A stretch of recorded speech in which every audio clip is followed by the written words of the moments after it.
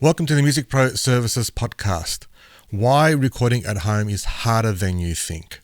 On this episode, we'll be covering some of the topics that are associated with home recording and some of the challenges as well. And some of those are why gear isn't the most important thing that you're going to have in your home recording studio. Recording mistakes for beginners as well. Room acoustics, which is quite important. Performance versus editing. Mixing expectations, what your expectation is of the final product as well. Learning to actually do things like a producer, like a pro, and tips for improving your recordings. So the first thing I want to talk about is anyone can buy equipment. All the gear today is much more accessible than it was years ago. For example, when I built my first recording studio, I had to take out a loan and pay it off gradually with clients and whatnot. And I actually had to sell some of my gear to actually pay off my debts after that as well. So it was a big learning curve for me. But today, gear is not a problem. So when you think about your home recording studio, it's very accessible. You can buy your equipment quite cheap, from audio interfaces to mics to even building your own PC. And that's not the actual challenge that we have these days in regards to home recording. The challenge what I see the challenge is firstly the acoustics, the room. What you need to do is make sure that the room that you're recording in is treated somehow. Like, it doesn't have to go like a fully blown recording studio, but what you need to have is something that can dampen the acoustics, because that can play havoc with your mixes later on. What I do is I've got a carpeted room. I have some, as you can see, some foam on the wall there. You don't have to go all out, and it all depends on what you can afford, right? But what you do need to do is work with what you have. I'll give you an example. So if you've got a carpeted room, or you haven't got a carpeted room, maybe throw a rug down if you've got one. But also you need to actually be wary of your mic placements and what you have in regards to your microphones, if you're going to be recording acoustically. For example, if you're going to be recording drums as well, that can be a bit of a challenge at home. Apart from having the room to set up the drums, the actual mic placements can be somewhat challenging as well. If you're not recording drums, maybe it's a single point of mic placement. Even that you need to really have a look into, because deflections from walls and from other parts of the room can actually play a bit of havoc when you're recording.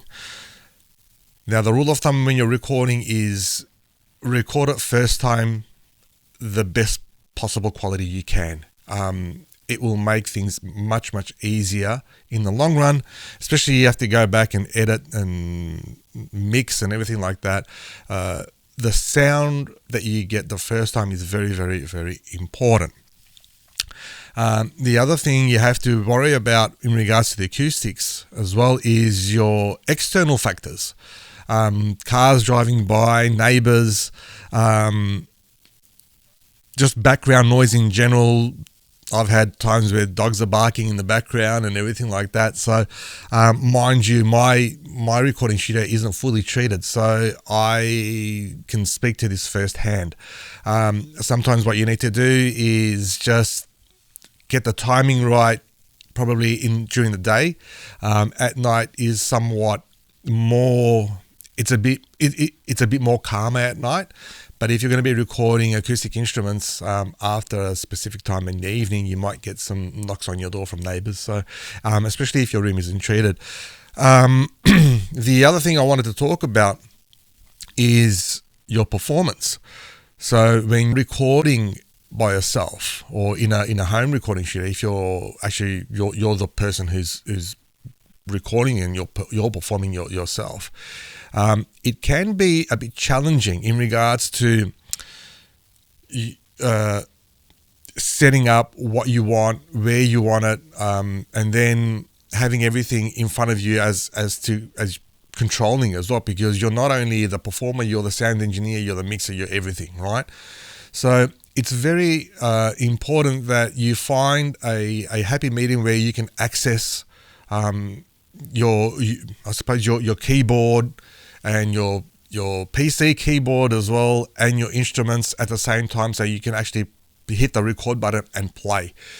Now, these days, as I said before, everything is more accessible. You can find wireless controllers and control things through your iPads and everything like that. I like to still be close to my screen and to my control panel as well. When I record the guitar, I'm actually in front of the desk recording it, and I'm recording it on a shotgun mic, so I'm not getting any ambience from everywhere from the rest of the room. And that's the way I've been doing it for a while, and that gives me a very good result in regards to mixing later on, where I can actually put my effects and the effects that I want in there, because it's quite a dry tone. The other thing that you have to really consider as well, if you're recording someone else, you're not going to most likely have a divider or anything that's going to divide, for example, vocals from the rest of the room. So what you need to do is sometimes improvise. Maybe get yourself one of those foam, the foam things that you put on the mic stand in front of the microphone, where it can absorb some of the overtones. Sometimes it works, sometimes it doesn't. But the other thing you can do is, some people actually do build their own vocal booths. Now that's going to a bit of an extreme, and that's more finances, obviously, but it does work. The other thing is that when you're recording, and it depends on what you're recording. If you're recording direct in instruments like synths and drum machines and electric guitars, it's probably that's the first thing you want to record to actually get the foundation right, and then record your acoustics over that if you're gonna have acoustics, acoustic instruments recorded. But I think the main part, the way in a recording, the main thing is to get the structure down, especially if you're recording on your own, so you're not going backwards and forwards, punching in here, punching in there, dropping in, a guitar track here, or dropping in a trumpet track here. Getting your foundation and your structure is very important. If that's and if that means laying down just the drums first or the beats first, do that, because that will help you in regards to layering later on. Now, the other thing I wanted to actually touch upon is the mixing. So this actually is a flow-on effect from your recording. As I said before, when you're recording, record it right the first time, or as good as you can in regards to the acoustics, the sound that you wanted. And I'm talking about more of acoustic instruments and vocals. If you've got a mic, and you can record vocals and you can record acoustics on any mic, but if you've got a mic that is of the highest quality that you have, use that for your vocals. It doesn't necessarily mean that you need to use some $10,000 or $15,000 mics. You can actually quite comfortably pass with a dynamic mic sometimes, and it actually gives you a bit of a different sound and a live sort of sound. And if that's what you're after, I've recorded with dynamic mics as well on vocals, and it's come out fantastic. So what happens later in the magic of mixing, that's where you're gonna bring out those tones and bring it to that final polished mix. The thing that you need to think about here is, how am I going to place the mic so you don't get pops and hisses and everything like that? This all depends on who you're recording. If you're recording a vocalist that is quite aggressive, then the mic placement, I have a bit of a rule where it's one hand span away from the vocalist. That works sometimes it doesn't. It depends on, as I said, on the vocalist. But also when you're mixing, that raw the raw recording that you've got is only going to be as well. Your mixing is only going to be as good as that raw recording, right? Or it's going to polish it up, and it's going to make it sound much better. The other thing that you need to really be mindful of is the noises that you're getting sometimes on your tracks. If there's a cable, or if there's a hiss in the background, or a hum, you need to really rectify it there and then, because it's going to be really hard to get rid of it, if at all. Those noisy tracks is not going to be a very good way of polishing up your tracks. It's always going to be there somewhere, and you have to cover it up. So make sure the first time is the best possible quality that you can get. The other thing that you need to really look at is your arrangements. So from a producer's perspective, an arrangement of a song is a very important part, because this is where the piece is gonna tell a story. And if you haven't got the arrangements right, it's probably gonna have a different effect, or it's gonna come out a bit different than what is intended. Inconsistent performances as well. Your performance really needs to be really spot on to actually compare to those big high quality studios that are out there. And if anything, the home performer or the home producer needs to be maybe double or triple the amount better at recognizing and identifying these things, because we have to work harder to actually compare to these big studios that have all this other gear and these other sort of options and approaches. So really think about your mixing and what the outcome is going to be before the outcome is there. Make sure your acoustics are right, there are no noises, mic placement is there, so your mixing can come out to the quality that you expect, or that is of higher quality that you hear on the polished tracks that come out. The next thing is your ear training. So especially when you're mixing and mastering, if you're doing it for a long period of time, your ears get tired and they get fatigued, right? This is where your mixing and your interpretation of how it sounds changes, because your ears are getting fatigued.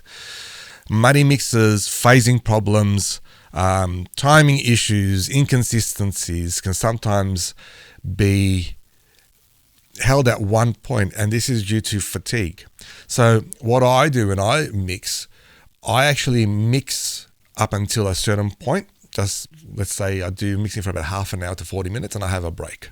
I have a break for an hour, and then I come back. My ears are slightly refreshed, and then I hear things a bit differently. So therefore I might go and modify some things, or I change some sounds, change some plugins, or whatever I'm going to do. But I give myself half an hour to an hour to work on the mix itself in any given time. Then I have a bit of a rest. Your ears get shot quite quickly, and they're used to hearing something on and on and on and on. So what happens, your ears say to your brain, look, this is what it is. If it feels right, it sounds quite good, that's it, it's done. And that's all good and well if your ears are fresh. But if you've been mixing for 3 or 4 hours, that might not be the case. It might be that, you'll be happy with it, and then the next day you'll have to listen to it and you think, oh, this is shocking. So you'll go back and your work sort of doubles. And you don't want to be doing that, especially when you're doing things at home.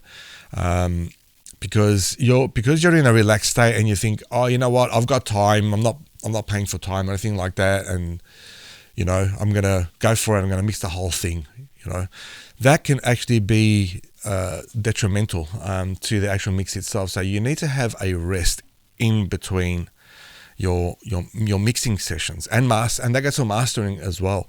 It's in the same boat in regards to your ears and ear fatigue. The next thing I wanted to talk about is your gear obsession. Things become quite expensive with the gear obsession, and you have to really ask yourself, do I really need this, or can I do it with what I've got? Chances are you'll be able to do things with what you have. And I've constantly asked myself that question, and I've constantly answered myself with, I can do it with what I've got.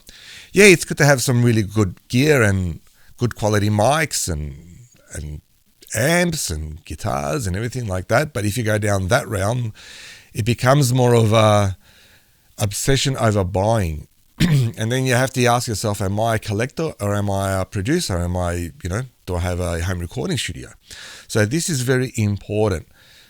I sort of went down that path, and when I did my first recording studio, and I ended up selling a lot of the stuff because I didn't need them. With the technology that we have, we can actually produce a very, very, very high quality recording at home, which a lot of people have done in the past. And I'm going to be a bit controversial here, because I know a lot of studios out there really praise the outboard gear and outboard compressors, preamps, and everything like that. And then in the end, they use plugins from Pro Tools that's on their PC to actually get the job done. So there's a bit of a twofold thing here. If you're an outboard gear specialist and you want to use that, go for it. I reckon it's a great thing and it sounds wicked. If you're a home producer, or if you've got the money for it, go ahead and buy, and you've got the room for it to put all these stuff, go for it. But I think that we can get quite close to recording a pro piece of music that's polished with what you have at home. With all the technology that we have, we can actually do that at home. Now, the flip side of that is, yes, we're going to use plugins. So this is another obsession. That gear obsession then overflows into your technology. So what happens? I've got 300 plugins, and the more plugins I have, the better it is. The only thing that's wrong there is that I don't know which one to choose, because a lot of the plugins do the same thing. So combine your plugins into a bit of a categorized, I suppose, combine your plugins and categorize them. Use the plugins that you use all the time, which should be probably a handful of plugins that you use for your vocals and a handful of plugins that you use for your guitars and your electronics and everything like that, and use them, and you'll find that you probably won't need to use any other plugins. Your mastering plugins as well are different, so you'll use a set for them. But this is the other thing that I wanted to talk about, is you need to keep it simple. You don't have the leisure of having all this outboard gear, and at this point of my life, I wouldn't want it because it's just too much for me. I don't have the area for it, and honestly, you have to have a lot of patience for the outboard gear. So to bring it back to the technology, yes, we're going to use plugins and we're going to use all these fantastic things that we have at the moment, technology-wise, but we need to keep it simple. Reduce your plugins. And in saying that, reduce the amount of tracks that you're using as well, as much as you can in your projects. Because that, combined with plugins and everything like that, becomes a bit of a nightmare to mix and to actually get to the final stages and finish the recording of the project that you're doing. Avoid using a lot of microphones as well. That can also be a bit of a killer in your creative process as well. Setting up 10 mics, sometimes you don't need it. One mic can sometimes be enough. I record my acoustic guitar with one mic and it comes out fantastic. And that's how I've been recording it for years. And I know exactly where to place it for what I'm doing. And it works fine. If you want to have an ambient mic, set up 1 or 2 ambient mics, but you don't have to go around and set up the microphones as though, they were a Christmas tree. So being mindful of all these things that I'm talking about, because it can be very, very important to what you're doing and what you're trying to achieve. Being at home and having those home elements sometimes can be a challenge, but they can be so rewarding when you actually have the final product.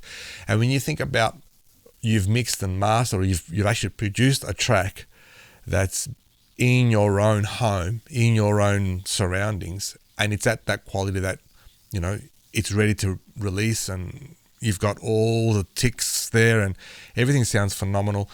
It is a great achievement, because then you're comparing yourself to these big studios. And a lot of the artists these days, they do have home studios, and what they do is they record at home. Then what happens, they actually give it to the big studios to mix and master, which there's nothing wrong with that either. The mixing and mastering is a different art form, which I will talk about in different podcast episodes. But that is it's a very important decision to make at that particular time. You've recorded all your tracks at home and you think, all right, you know what? I'm not prepared, or I don't have the capacity to actually mix and master this. So you give it to a studio to do it, or you outsource that to a recording studio. There's nothing wrong with that, and that can probably sometimes be a better thing for you. But you have to make that decision after you've actually recorded your tracks. So just to recap, and I suppose closing thoughts, recording at home is incredibly rewarding. It requires patience. It has challenges. Every project teaches you something new. And I'm talking from experience. I've learned a hell of a lot in what I have in my house and recording here with different clients, with different instruments, with different projects. And you have to focus less on having the perfect setup and more on what you can do with what you have. Be a better listener, be a better musician, be a better producer. That's going to be your learning curve of having your own home recording studio. Professional results come from consistency, not from owning the gear or having 300 plugins or comparing yourself with this person or that person. It comes from how you use what you have. And at the end of the day, it's all a learning experience. You'll use what you've learned for future projects. That is my takeaway from this whole podcast episode. And if you've liked what I've talked about and you like the content, subscribe, give a thumbs up, and we'll see you on the next episode. Ciao.